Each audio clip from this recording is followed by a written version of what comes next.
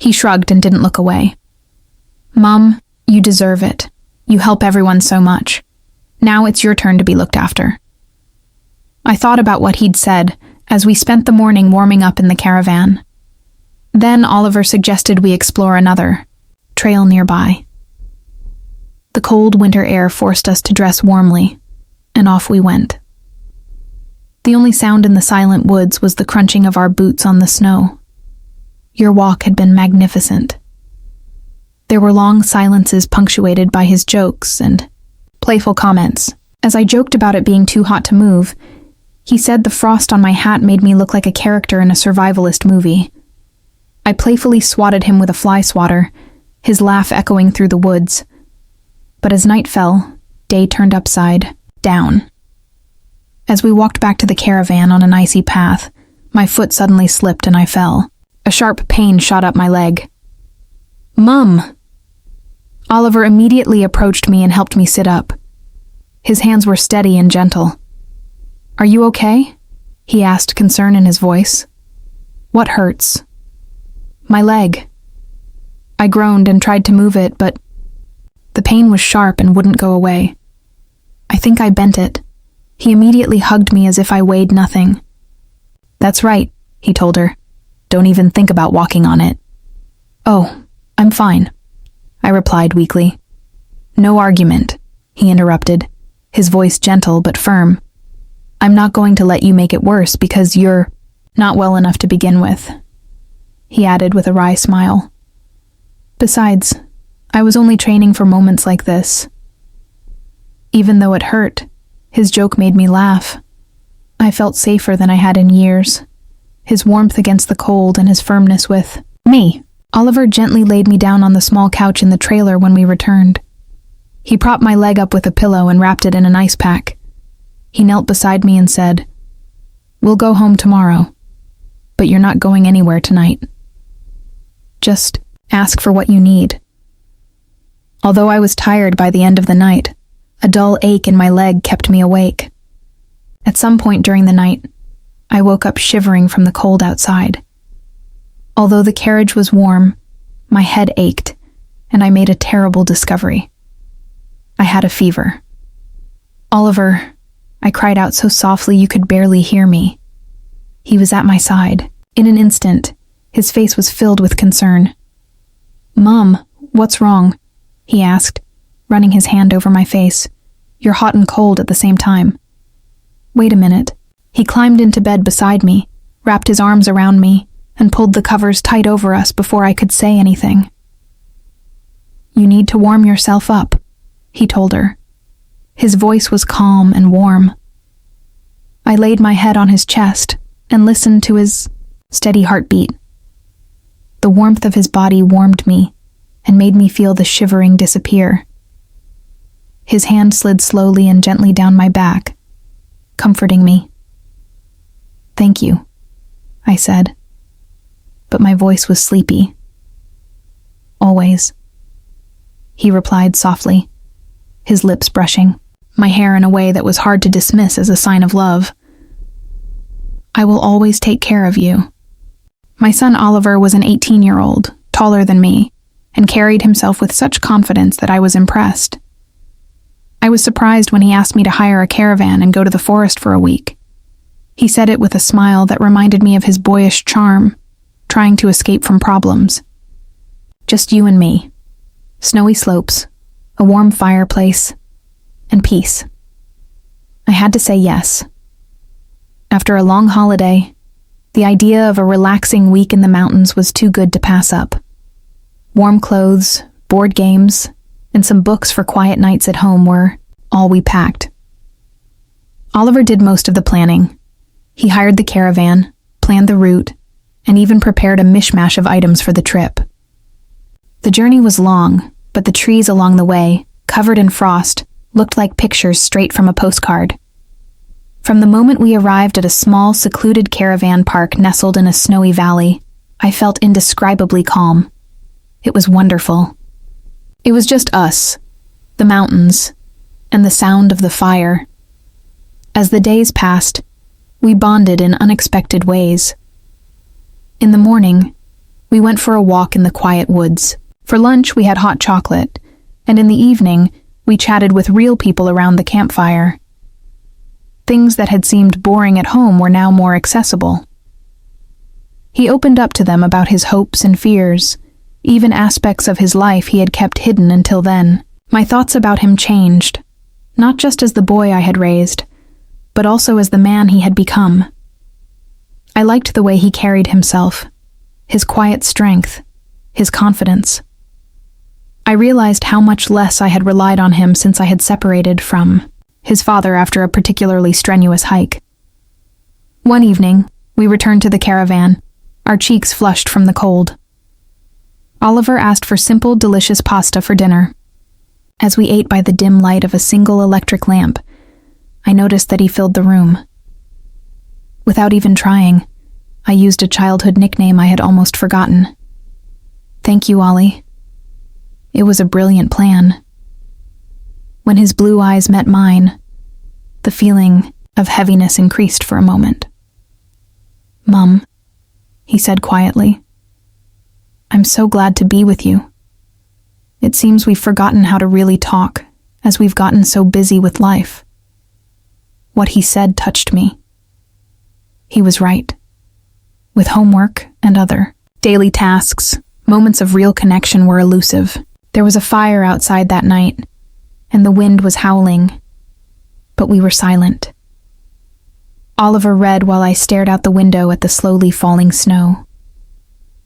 I was so grateful for the man he'd become, and for all the effort he'd put into making this trip possible. I'd never seen much of this side of him before, but it showed how much he cared about our relationship. There was a hidden magic in the mountains that made every moment feel like a scene from a movie. Oliver seemed determined to remind the weak. After our deep talk, I woke to the smell of coffee that made me feel welcome. When I opened my eyes, Oliver was standing in the doorway of the small sleeping nook, a steaming mug in his hand and a smile on his face. Morning, sleepy little one, he said playfully. I thought you should have breakfast in bed because you've been such a great companion on the trip. I laughed and wrapped myself in the soft blanket.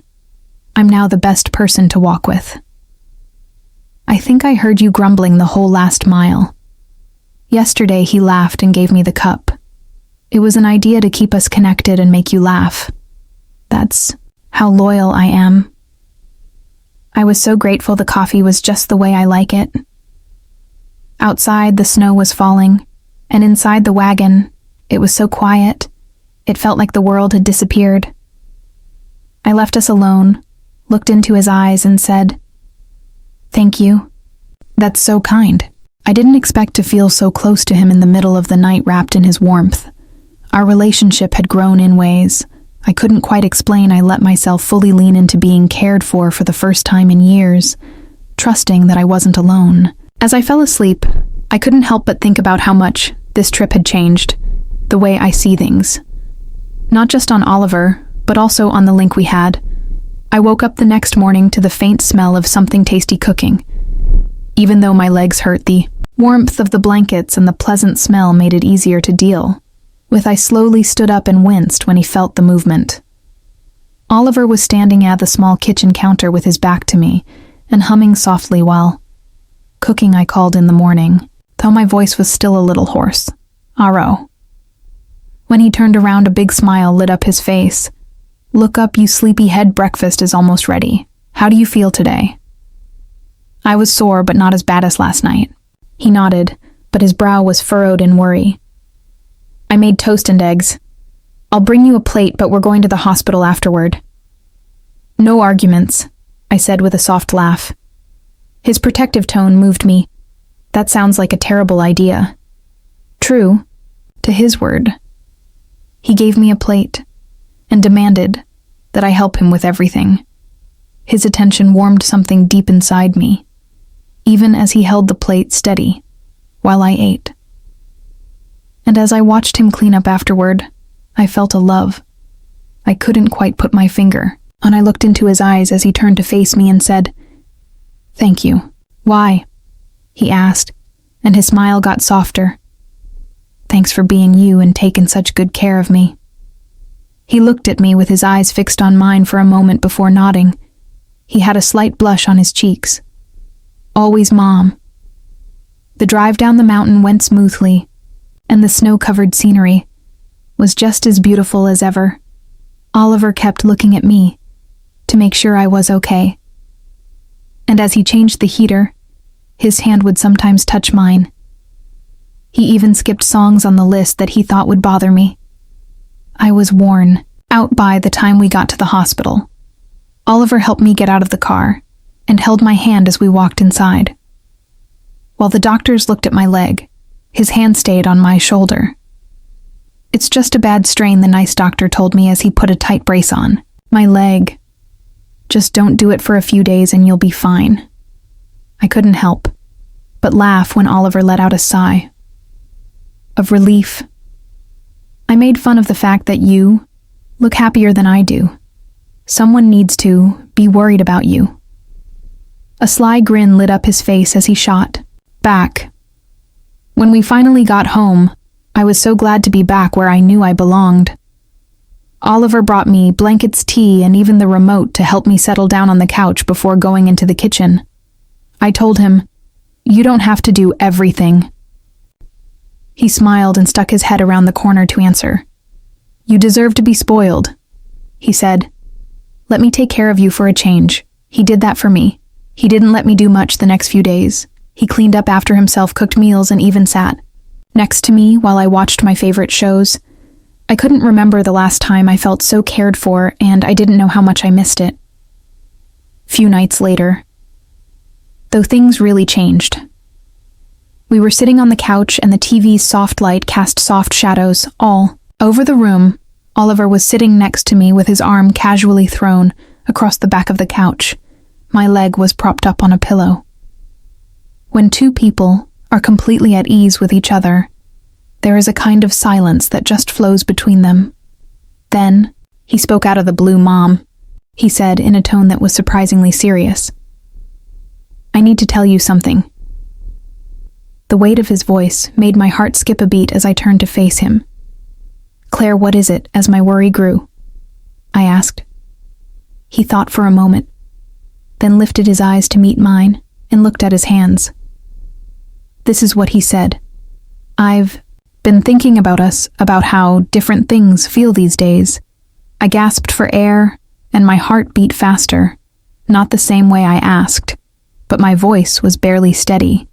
He leaned forward a little, and his face was wide open and not guarded. He told her, "I care about you so much more than just as my mom. I know it's hard and I really should not say this, but I love you not just as family, but also as someone I look up to respect."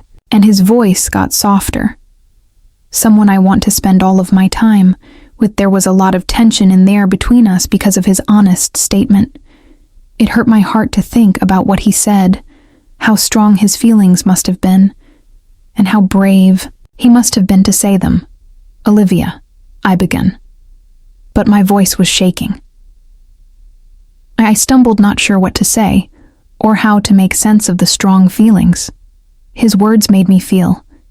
He had been there for me every day for a few days, giving me warmth and care. I knew I felt something too deep down, something I wasn't letting myself name. He quickly said, "It's okay." With a thin, almost embarrassed smile on his face, he put up his hand to tell me to stop. "You don't need to say anything, I just couldn't hold it in any longer." Around the edges of my eyes were tears, and I reached out to grab his hand. It was hard for me to speak, but I told Oliver, "You mean so much to me, more than I could ever say. What we have is unique, and I value it very much." He tightened his grip on my hand and looked into mine, looking for something I wasn't sure I could give Butte at that very moment. One thing became ever clear. We were all on the journey together, no matter what it was. His statement took my breath away. His words lingered in my mind like the softest snowfall. Surprising, beautiful, and incredibly deep. His honest blue eyes stayed fixed on mine. They were full of a quiet hope that both comforted and scared me. Without giving it a thought, I leaned in and hugged him, putting my arms around him tightly as if letting go would break. the fragile moment we were in. His hug was steady and rooted, and his warmth wrapped around me totally. Nothing else was important for a short time. Not the hard parts or the questions, just the two of us. "Oh, you mean the world to me too," I whispered, my voice shaking with emotion. "That's important for you to know." In answer, he wrapped his arms around me tighter and pulled me closer. He said it softly, his words muffled by my arm. I was so scared to tell you, but I couldn't hold it in any longer. I slowly leaned back to look at him, running my hand through his hair, in a way I had done a lot of times when he was younger, but this time it felt different. There was more kindness in it. I told her in a quiet voice, "You're braver than I've ever been. I'm here for you no matter what." As he held my eyes, a small but real smile spread across his face. His honesty made me feel warm inside. We stayed that way for a few more moments, wrapped in each other's arms.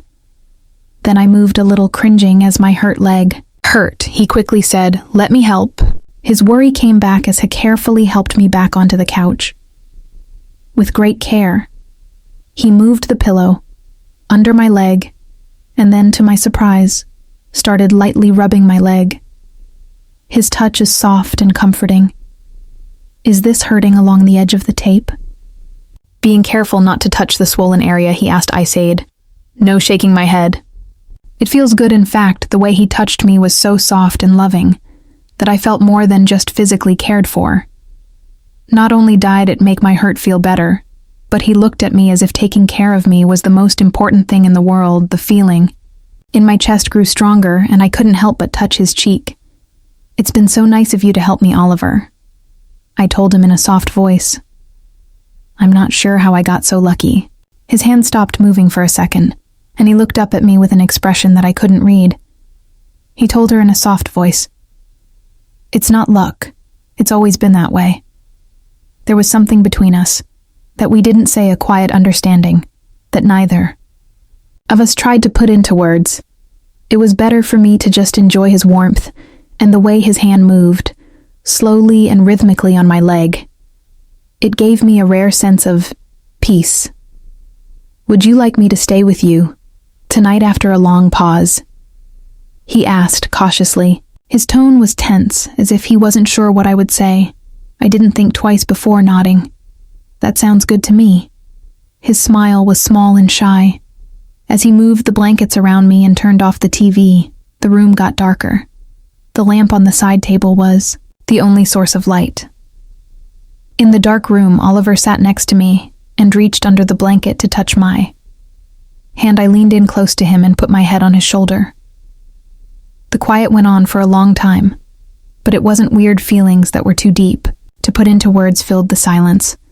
I closed my eyes and let myself rest. The steady beat of his breathing next to me made me feel better. Over the next few days, there was a change between us that was slight but clear. It wasn't sudden or dramatic. It was just there, a part of the everyday things we did together. It was the way his hand stayed a little longer in mine when he helped me get to the kitchen, or the way I felt warm in his eyes. That wasn't just maternal pride. As the nights went on, we spent more and more time together on the couch, getting closer in a way that felt both normal and strange. Even though we didn't talk about it, there was an unspoken link between us that got stronger every day. We were sitting together one night, in peace and quiet, when Oliver leaned over and rested his head on mine, which surprised me. "Do you ever imagine how things would be if we were the only ones in the world?" he asked, in a voice that was almost whisper-like. When I turned to look at him, the frailty in his face made my heart race. "What do you mean?" I made a soft ask. He was not sure what to do, and his fingers were playing with the blanket's edge. Nothing to look forward to, and nothing else to worry about. We are only taking care of each other. His words made him feel a lot of different things at once, and I couldn't figure them all out right away, I said in a soft voice. "That sounds peaceful. Oliver, life isn't that easy." "You already know that," he said. "I do." Bye. With Asmal's nod and a steady look in his eyes, I still wish it could be, though it was hard for me to decide what to say. So I put my fingers together with, his said with a firm voice, "No matter. What happens, we'll figure it out together." I felt something, deep inside me. When he looked at me, I couldn't quite put my finger on it. He said in a quiet voice, "I don't think I've ever loved anyone the way I love you." The words were more of an admission than a simple statement. When I felt my heart grow, I grabbed him and hugged him tightly as if letting go would break the fragile moment we were sharing. He held me close, in his arms as if he too was afraid that the moment would pass. I whispered, "I love you too." The words had a weight I hadn't fully understood until that moment. Not only was it a sign of love, it was also a promise.